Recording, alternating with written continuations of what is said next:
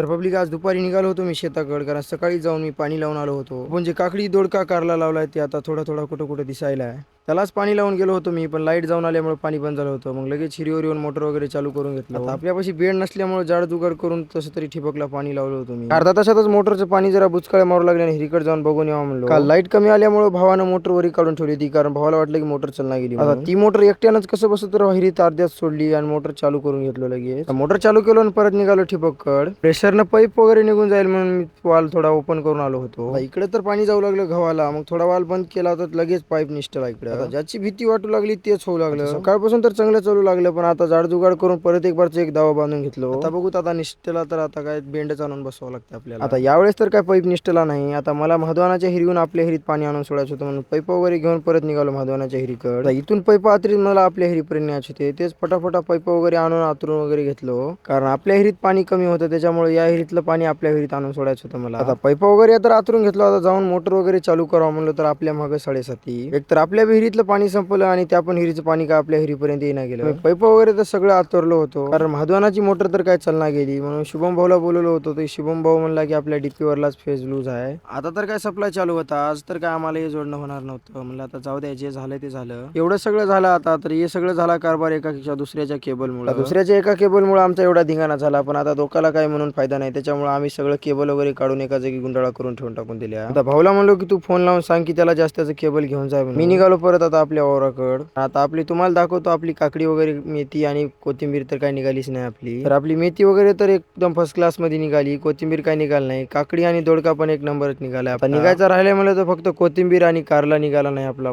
5 वाजता मी म्हणलं आता शेतात थांबून काय फायदा नाही, म्हणून मी निघालो घरी. तर पब्लिक आजच्यासाठी एवढंच. भेटू आपण पुढच्या व्हिडिओमध्ये. व्हिडिओ आवडला असेल तर फॉलो करून टाका.